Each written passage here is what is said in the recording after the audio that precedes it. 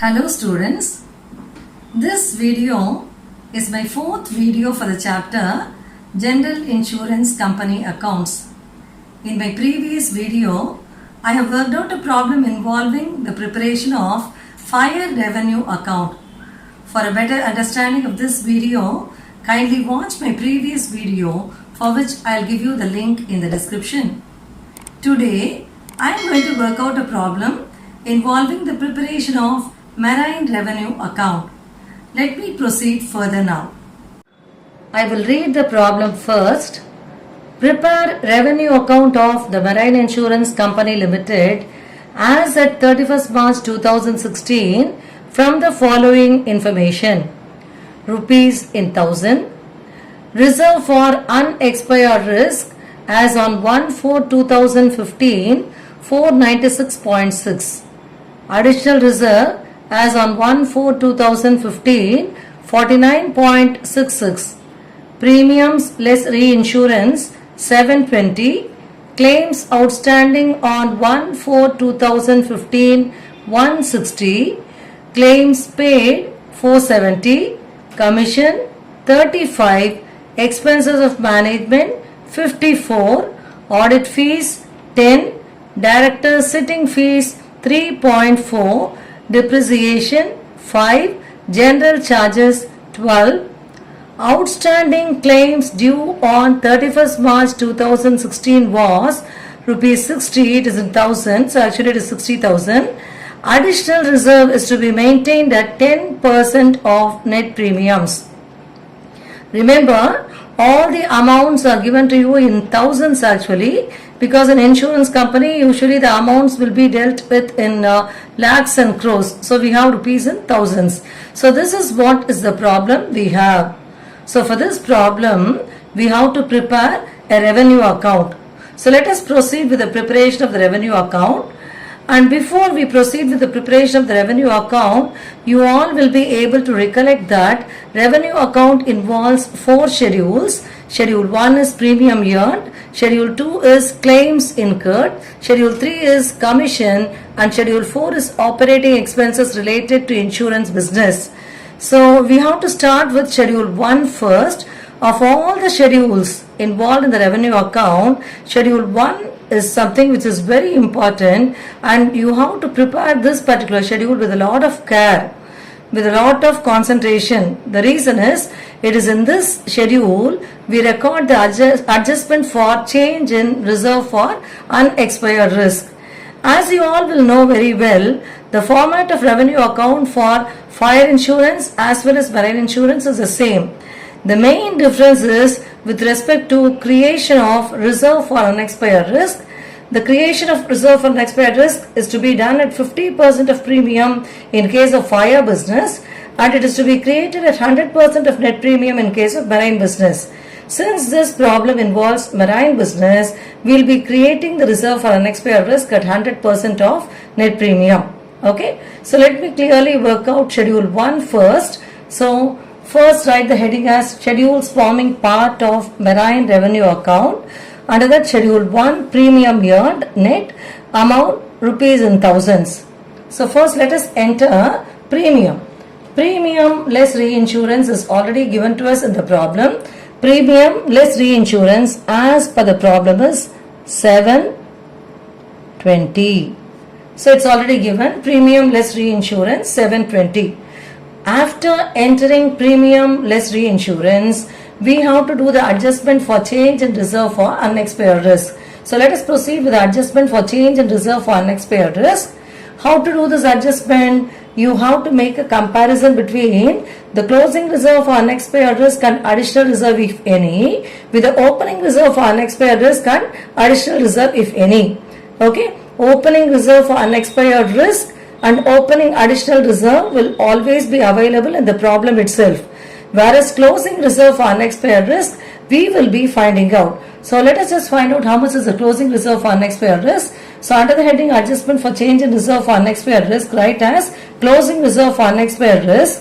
In fire business, it is 50% of net premium. I hope you remember, I would have told in the previous videos, for fire starts with the letter F. 50 starts with a letter F. So for fire 50%, remember it like that. Okay, so for fire 50% and for marine it is 100%. This is a problem involving marine insurance. So we'll be creating the closing reserve for unexpired risk at 100% of net premium. So how much is net premium? 720. So the same 720, 100% of net premium has to be the reserve, isn't it? The same 720 will come as closing reserve for unexpired risk. Okay, then let us have a look at the problem. I'll just read the sentences relating to additional reserve. You are given the problem, additional reserve is to be maintained at 10% of net premiums. Additional reserve is to be maintained at 10% of net premiums. So we are supposed to calculate additional reserve also. So write as add closing additional reserve. How much is given? It has to be maintained at 10% of net premium. So on 720 calculate 10%. 720 into 10 by 100 will give you 72. So 720 plus 72, you will be getting 792. This is what is the total of closing reserve for unexpired risk and closing additional reserve. This has to be compared with the opening reserve for unexpired risk and opening additional reserve, which are already given in the problem. So write as less opening reserve for unexpired risk. Opening reserve for unexpired risk, this appears as the very first item in the problem. Reserve for unexpired risk as on 1/4/2015 is given as 496.6. So opening reserve for unexpired risk as given in the problem. Opening reserve for unexpired risk as given in the problem is 496.6. Enter that. And then the very next item given in the problem is additional reserve as on 1/4/2015. You can refer to the problem for this. Additional reserve for 1/4/2015 is given as 49.66. So opening additional reserve, which is already available in the problem, is 49.66. So add these two amounts together. 496.6 plus 49.66. If you add, you will be getting 546.26. So what is 546.26? This is the total of opening reserve for unexpired risk and opening additional reserve. Okay, compare this with the closing reserve for unexpired risk and closing additional reserve. 792 minus 546.26. So do that. 792 minus 546.26. If you do that, you will be getting a difference of 245.74. Okay, you can just do this and find out how much you are getting. So you will be getting 245.74. So how did you get this 245.74?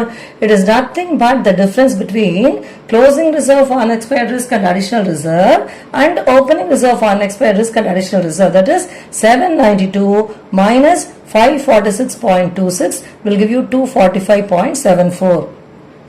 I have already told you in my previous videos, if the closing reserve is more than the opening reserve, then the change, how will you call it? Change in reserve for unexpired risk, that difference will have to be deducted from premium. Okay, so this amount of 245.74 will have to be deducted from 720. So 720 minus 245.74, let us see how much we are getting. 62474. Okay, so this 474.26 will be called as premium earned net, and it is this amount of 474.26 which we will take to the revenue account and we'll be showing it as premium earned schedule 1 in the revenue account. So this is what is the calculation relating to schedule 1 premium earned. I hope you are clear with this one. So what did we do here? First we entered the premium less reinsurance 720. Then we proceeded with the adjustment for change in reserve for unexpired risk. For that we calculated the closing reserve at 100% of net premium because it is marine business. Then as it was given the problem to find out additional reserve as 10%, we created the closing additional reserve as 10% on net premium 72. We added both together, we got 792, and then this was compared with the opening reserve for unexpired risk and opening additional reserve which were already available available in the problem. It came to a total of 546.26. So 792 minus 546.26, it gave us 245.74, which has to be deducted from 720 to arrive at premium earned net. So let us proceed with Schedule 2, claims incurred now. So write as Schedule 2, claims incurred net, rupees in thousands. So under this, we are already given claims paid in the problem. So claims paid is given as 470. So enter the claims paid 470. And as per the problem, you are given claims outstanding at the beginning of the year. That is claims outstanding on 1/4/2015. That is given to you as 160. And as additional information, you are given outstanding claims due on 31st March 2016 as 60. So you have claims outstanding at the end of the year and claims outstanding at the beginning of the year. So this has to be adjusted. So what are we supposed to do? Along with claims paid 470, add claims outstanding at the end of the year, that is 31/3/2016. So outstanding at the end should be added. I used to tell you, remember as AE. Okay, A the first letter for add, E is the first letter for end. So add claims outstanding at the end of the year 60. So when we add it with 470, we get 530. Okay, 470 plus 60, 530. From this, deduct claims outstanding at the beginning of the year. You are given claims outstanding at the beginning of the year, that is on 1/4/2015, as per problem as 160. You can refer to the problem. So 160, this has to be deducted from 530. So 530 minus 160 will give us 370. So what is 370? This is claims incurred net. This will only come in the revenue account as Schedule 2, claims incurred. Now after completing Schedule 2, let us proceed with Schedule 3, commission. So write as Schedule 3, commission, rupees in thousands. So only one item is going to come in this particular schedule. It is already given to you in the problem. You are given commission 35. So write as commission 35. You don't have any other adjustment relating to commission. So this schedule gets over with this. Now the next schedule we have is Schedule 4, operating expenses related to insurance business. So under this schedule, all those expenses incurred in the day-to-day operations of the business will come. Okay. So in other words, those expenses other than claims and commission will come under Schedule 4. So what are other such expenses we have? We have expenses of management 54, audit fees 10, directors sitting fees 3.4, depreciation 5, and then general charges 12. You can refer to the problem for all these items. So all this will come under Schedule 4, operating expenses related to insurance business. So let us now find out the total of this. 0.4, then here you will get 84.4. 84.4 will be the total of Schedule 4. So what is Schedule 4? Schedule 4 is operating expenses related to insurance business. Okay. Having completed all the schedules, Schedule 1, 2, 3 and 4, let us now proceed with the preparation of the revenue account. So let us proceed with the revenue account now. Give the heading first. As I used to tell you always, giving the headings and writing as particulars, schedule number, amount, rupees and all that is very, very important. Only then you will be able to score full marks. Okay. So write as revenue account of Marine Insurance Company Limited. This is what is the name you have as per the problem. Revenue account of Marine Insurance Company Limited for the year ended 31/3/2016. Okay, main column is for particulars, then the small column is for schedule number, then you have current year, amount rupees in thousands. As per the format, you will be having one more year for previous year, one more column for previous year, but when we work out the problem, there is no need to mention that. Okay, it's enough if you mention current year rupees thousands. So let us start entering the items one after the other. So first we have premium earned. I hope you are able to recollect the format of the revenue account. As per the format of the revenue account, first we will be entering premium earned net. This we calculated already. It is as per schedule 1, which comes as 474.26. You can refer to schedule 1 for this, 474.26. then as per the format you will be entering profit on sale of investments, but you don't have any such information available here, so put nil. And if there is any other income, that again will come, so no such income is there, so put nil. And if you have any interest, dividends and rents, that you will be mentioning here, but you don't have any interest, dividends and rents in this problem, so put nil. So now you have to find out the total, and that total is called as total A, which will be 474.26.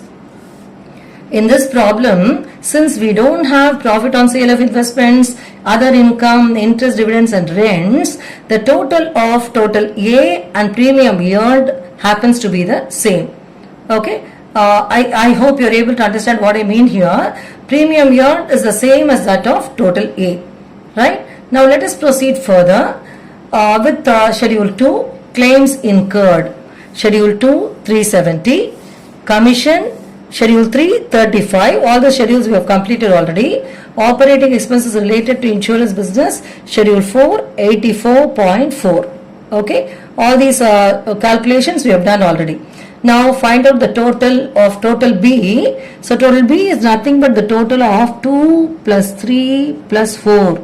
Okay, so what is total B? Total B is the total of schedules 2 plus 3 plus 4. So if you find out the total, here you will be getting, add and find out. Just add this. So 0.4, 9, 8, 4. So you'll be getting 489.4. So what is 489.4? It is total B. So what is actually total B? Total B is the total of expenses. And what is total A? Total A is the total of income. Okay, total A is the total of income and total B is the total of expenses.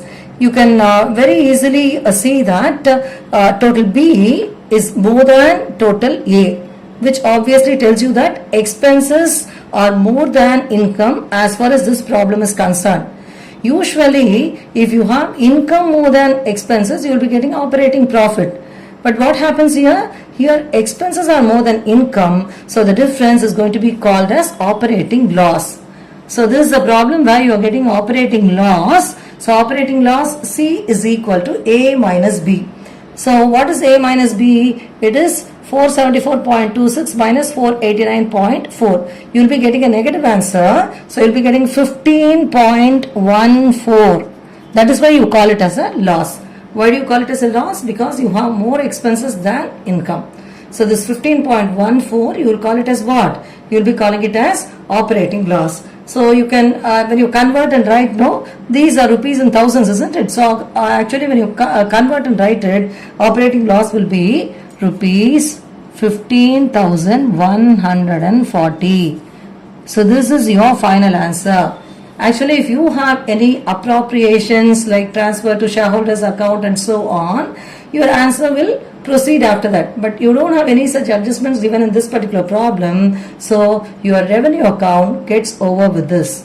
So what did you arrive at from this revenue account? We arrived at the operating loss of 15,140. I hope you are clear with this answer. So today I have worked out a problem involving the preparation of marine revenue account. The main difference between fire revenue account and marine revenue account is with respect to the calculation of reserve for unexpired risk, which is to be calculated at 50% of net premium in fire business and 100% of net premium in marine business. So this you should remember always. So I hope you are clear with the problem which I solved today. In my next video, I'll be working out a problem involving the preparation of both fire and marine revenue account. If you like this video, subscribe to my channel. Thank you very much for watching this video.